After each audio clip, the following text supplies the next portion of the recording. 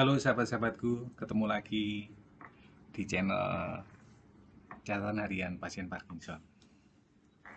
Semoga kita tetap dalam kondisi yang sehat, yang sedang sakit juga semakin membaik, yang sedang tidak enak badan juga segera enak badannya,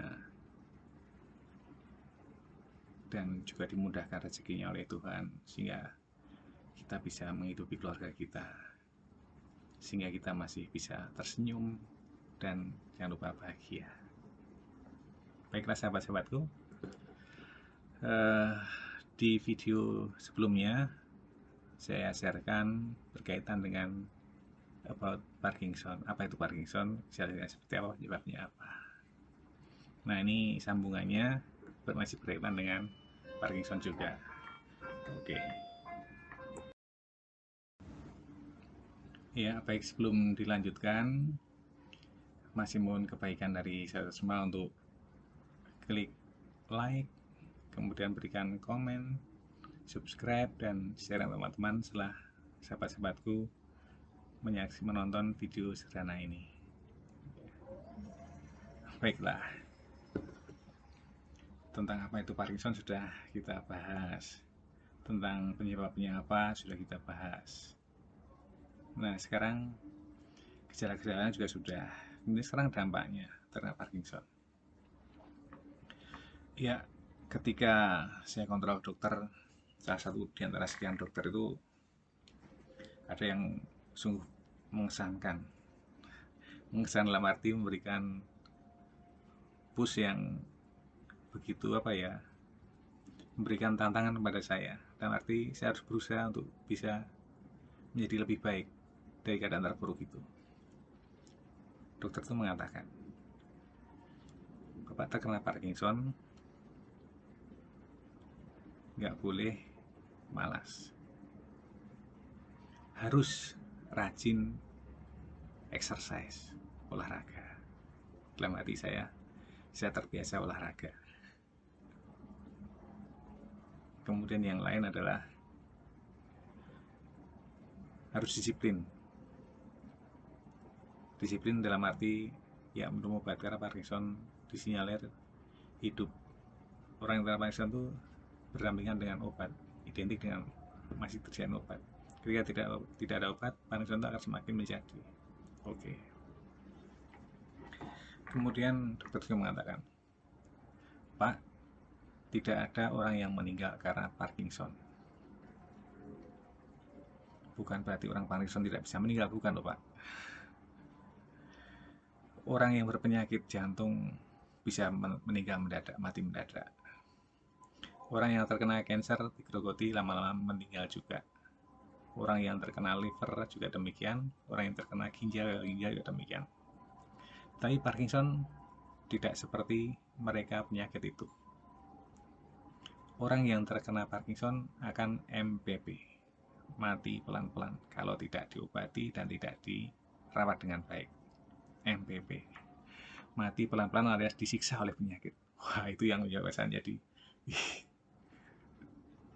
harus berjuang. Perjuangan selama 5-6 tahun ini sungguh apa ya?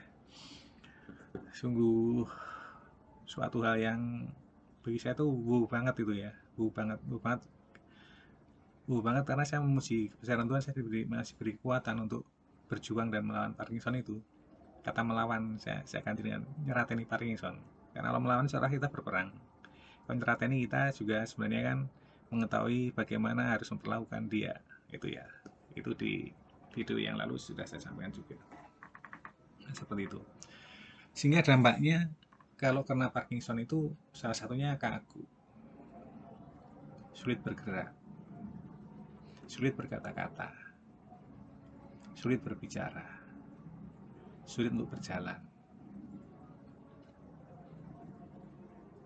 Primernya adalah tremor. Nah, dampaknya sebenarnya itu sih. Ya, tetap mengganggu karena kapasitas dari penyakit Parkinson adalah mengganggu aktivitas manusia, mengganggu aktivitasnya, terutama yang melibatkan motorik. Itu yang perlu kita sadari dari awal supaya kita tidak kena Parkinson. Dampaknya diantaranya itu. Nah, kemudian yang bisa terkena tremor itu mana saja? Ya, seperti Muhammad Ali itu lehernya, sehingga dia gedek-gedek terus. Karena itu sih dia petinjuan, dipukuli berkali-kali. Gitu kan. Kemudian tangan, sering kita lihat kan, entah nenek-nenek atau kayak tangannya bergerak terus. Nah itu tidak bisa dikendalikan itu. Kecuali kita belajar mengendalikan. Ketika sedang bergerak begini, kita stop, kita sadari, ayo berhenti. Walaupun bergerak lagi, tapi paling enggak kita mencoba untuk menyadari bahwa ada gerakan. Juga di kaki bisa terjadi. Bahkan dampaknya adalah sebagai sirinya juga mudah ngeces, ngoweh. Di video yang lalu saya sebutkan juga ngoweh, ngeces. Saraf-saraf di bibir tidak bisa mengendalikan liur yang keluar. Biasanya kan ketika mau keluar tarik ke dalam lagi, tapi tidak tersadari dan tidak bisa. Memang kapasitasnya menjadi tidak bisa. Kemudian lidah juga menjadi kaku. Untuk bicara itu, seolah lidah itu mengganggu sehingga bicaranya agak cedal gitu ya. Cadel atau cedal ya. Nah, itu. Cadel kalau mengatakan L jadi R, balik R jadi L itu sih, itu karena orangnya punya bakat berbahasa asing, bahasa Inggris, sehingga bicaranya cadel-cadel gitu. Enggak, maksudnya itu mengganggu pada lidah juga. Bahkan indera penciuman pun juga akan malfungsi seperti itu. Kemudian yang lebih berat lagi adalah penyebab yang akibat yang lain adalah seorang Parkinsonis itu cenderung minder. Saya mengalami sendiri. Saya pekerjaan saya guru, pernah di kantor pusat, pernah di learning center. Terbiasa berhadapan dengan guru, sama pegawai, dengan murid, dengan orang tua, dan banyak orang yang saya jumpai. Itu biasa bicara di depan umum itu ya. Tapi ketika saya mulai terkena Parkinson, saya mengaku bahwa saya menjadi minder sekali. Ya, berbicara dengan lawan bicara itu nggak berani natap matanya atau wajah, menunduk itu terus. Seperti orang pesakitan lah. Ya memang pesakitannya Parkinson ya. Itu menunduk terus tuh ya. Kalau bicara nggak bisa keras, lirih gitu ya.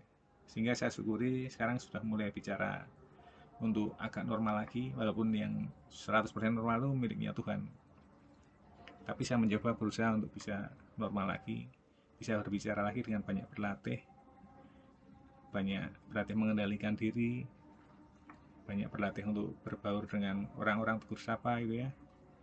Itu minder. Berada di area umum, berada di keramaian orang banyak, atau di tempat perkumpulan orang itu tidak berani. Ditemani pun tidak berani, apalagi sendiri. Maka selama bertahun-tahun itu saya tidak ke gereja, tidak menggereja, tidak berkumpul di RT dan lingkungan, tidak datang ke kondangan, diajak makan bersama saya tidak bisa, tidak mau, minder, dan mudah panik. Nah, ketika kita panik, tremor kita semakin hebat. Karena pengendalian tremor hanya bisa dengan kondisi tenang. Tenang, sabar, tidak dalam emosi. Kalau semua yang terjadi, emosi, tidak sabar, nah hanya akan satu yang terjadi, stuck, kaku. Nah itu. Sehingga dalam waktu bertahun-tahun, 5 tahun bahkan 6 tahun perjalanan ini, saya berupaya untuk tidak emosi, orang-orang nesu, tidak marah. Ya puji Tuhan, alhamdulillah juga saya diberi kesabaran, walaupun kadang memang harus diredam sendiri, bahaya diredam sendiri. Dan untuk curhat ke yang lain saya juga nggak punya, harus kepada siapa. Dalam video-video yang terdahulu saya katakan saya mencurahkan isi hati kepada Tuhan, ketika malam tiba, berat tembok di dinding di rumah. Nah, itu dampak-dampaknya, sehingga di area yang melibatkan banyak orang. Karena apa? Apalagi dalam jamuan makan bersama, nggak akan bisa seorang Parkinson menyendok makanan dari piring walau berbentuk garpu itu sampai ke mulut, nggak bisa. Paling mentok kita angkat sendok itu rata-rata air itu pun sudah getar. Maka upayanya adalah bahwa piring atau mangkok itu dekatkan ke mulut kita sehingga terasa ringan untuk menyendoknya. Itu penderitaan yang luar biasa, perjuangan yang ya wow banget lah sulitnya.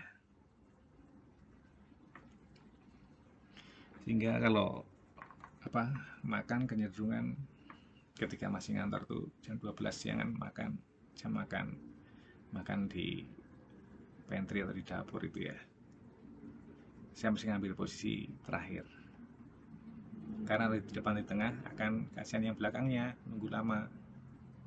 Nyendok nasi juga nggak bisa-bisa, nyendok sayur dan ambil lauk juga nggak bisa-bisa. Sehingga ada teman-teman saya sekantor itu ketika jam makan tuh sudah siap membantu saya. Itu adalah Tuhan sebenarnya melalui mereka, dan saya tidak melupakan jasa mereka, jasa baik mereka.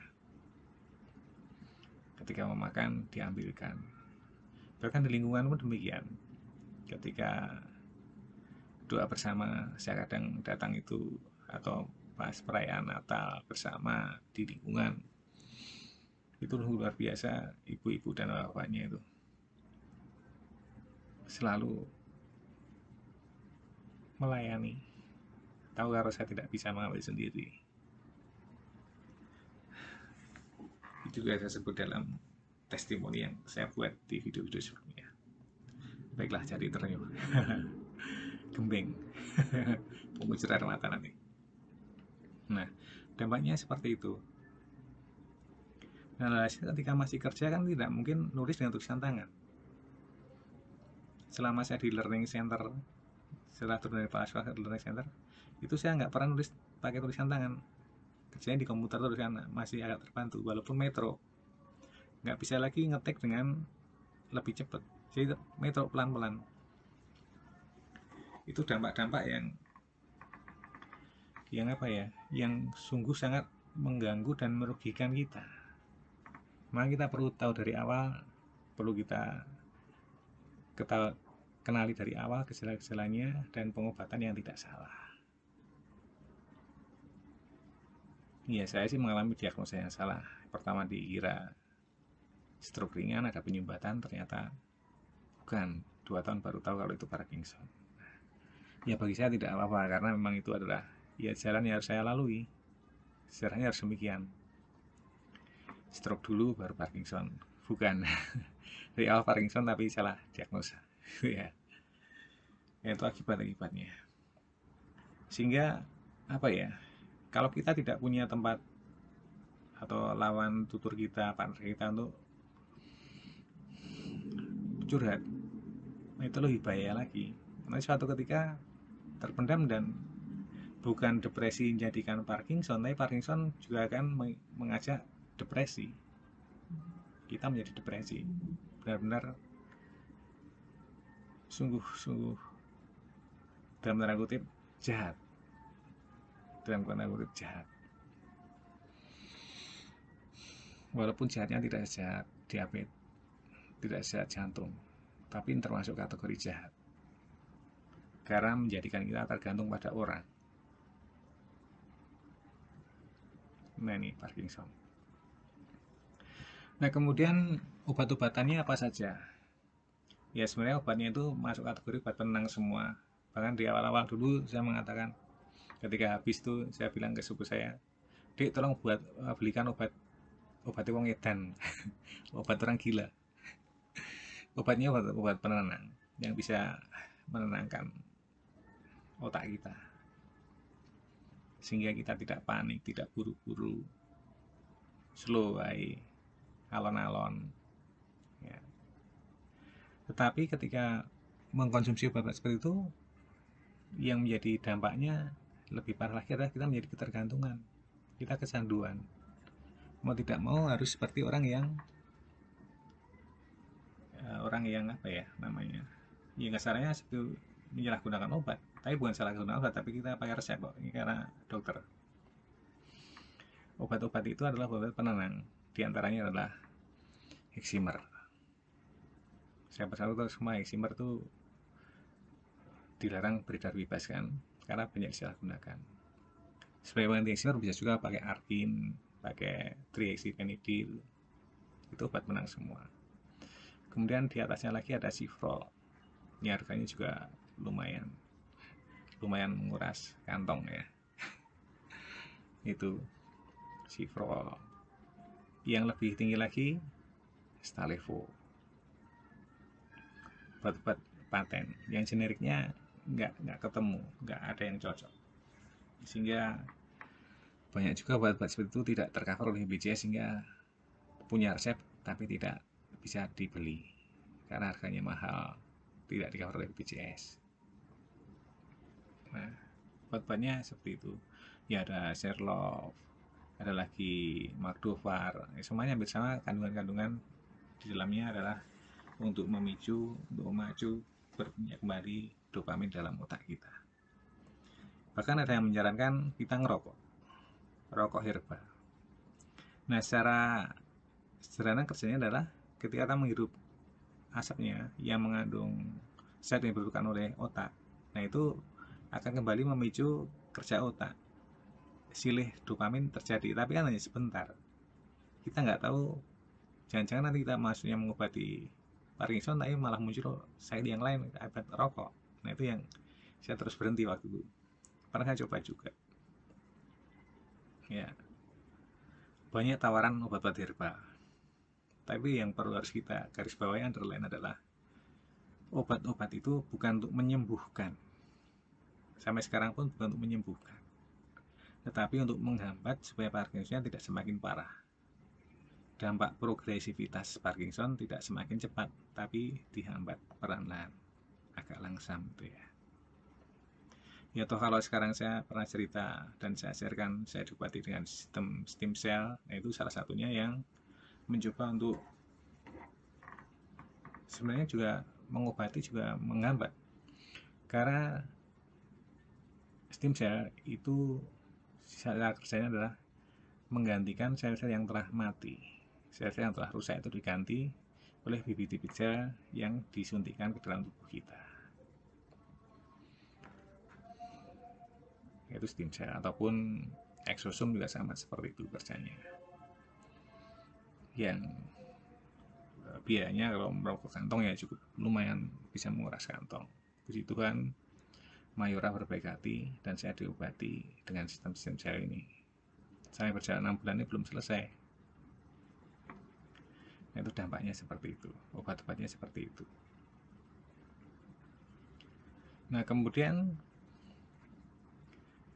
termasuk terapi-terapi yang terjadi atau kita lakukan atau yang diprogram oleh dokter, para terapis itu juga sebenarnya membuat badan kita ini kecanduan. Terapi misalnya dijadwalkan seminggu 2 kali terapi, kalau tidak terapi badannya terasa nggak enak, otot-otot juga kaku. Nah akhirnya kan jadi kecanduan.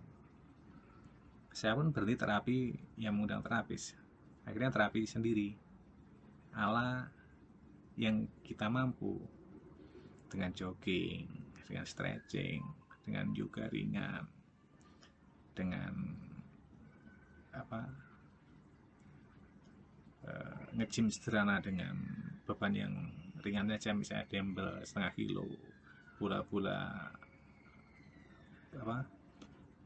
bergerigi itu ya, itu bisa dipakai untuk membantu supaya tenaganya tidak loss, karena ketika tidak dipakai sama sekali tenaga kita kan loss sama sekali, nggak ada tenaga. Maka harus kita ciptakan sendiri bagaimana supaya kita bergerak tetapi tidak banyak mengeluarkan tenaga dan tidak kehabisan tenaga. Karena prinsipnya seorang Parkinson adalah tidak boleh berhenti, tidak boleh tinggal diam, tapi tidak boleh kecapean. Itu yang berat di situ.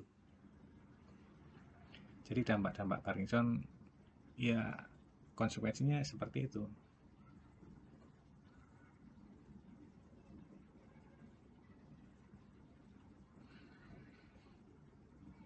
Ya, dari yang saya alami seperti itu. Satu yang perlu kita andalan juga masalah kecanduan tadi. Mau tidak mau kita menjadi pecandu obat. Obat penenang, tapi resep dokter, anjuran dokter. Karena ketika pernah berobat saya di lereng Lawu sana, Tawangmangu, ada lurah yang pinter. Saya dikira sakitnya itu saya penyalahguna pemakai obat, baru kena Parkinson. Padahal saya ngobat setelah dapat resep dokter karena saya Parkinson, bukan dibalik. Nah itu menjadi kontra dalam diri saya pengobatan itu. Dan saya coba berhenti minum obatnya, ya udah terkapar. 5 hari sempat nggak bisa ngapa-ngapain waktu itu. Ya, ya kita tinggal jalani saja apa yang baik bagi kita yang kita bisa lakukan lah seperti ya. Itu dampaknya seperti itu. Bisa kecanduan, kecanduan obat, kecanduan terapi. Maka perlu kita ciptakan, kita kerjakan hal yang bisa kita kerjakan tanpa harus memanggil terapis. Ya kadang-kadang konsultasi ke dokter sebulan sekali itu harus wajib sifatnya. Paling tidak untuk mengupdate resep atau dosis obatnya itu. Nah itu dampak-dampaknya seperti itu. Cara pengobatinya ya paling tidak harus ke dokter dulu. Mengetahui kadar Parkinson kita seperti apa itu ya. Karena dampak yang lain selain yang primer yaitu apa namanya tremor, dampak yang lain tuh lebih menyakitkan, kaku, ngilu, terjadi insomnia, nggak bisa tidur, gelisah, atau halusinasi. Ya pasien teman saya itu ada yang halusinasi karena obatnya terlalu tinggi, terlalu banyak. Biasanya obat yang menyebabkan halusinasi itu diantaranya Ciprofloxacin, sehingga dia itu serasa punya indera keenam, bisa melihat genderuwo, bisa melihat apa macam-macam makhluk halus lah. Ketika dirawat di rumah sakit itu dia bilang ditunggu oleh genderuwo satu keluarga gitu. Kemudian ketika kembali ke apartemen, di tempat tidurnya di bednya itu banyak ularnya itu. Macam-macam lah. Jadi apa yang dia lihat tuh menjadi hidup semua. Nah ketika dihentikan si prolnya hilang, nggak punya indera keenam lagi. Ya sampai jauh itu dampak-dampaknya. Ya sekali lagi caranya tetap kita secara medis. Kalau saya menyarankan tetap medis terlebih dahulu. Karena untuk memastikan oleh dokter pasti rekomendasi untuk MRI dulu untuk mengetahui bahwa benar tidaknya Parkinson terjadi dan sejauh mana keparahannya. Itu. Baru nanti yang alternatif, herbal dan sebagainya itu untuk penyelia saja. Sisipan ketika kita yang dokter nggak mempan, ya apa boleh buat, kita cari second opinion lah, seperti itu. Nah, kemudian bagaimana caranya agar kita hidup sehat dan terhindar dari Parkinson?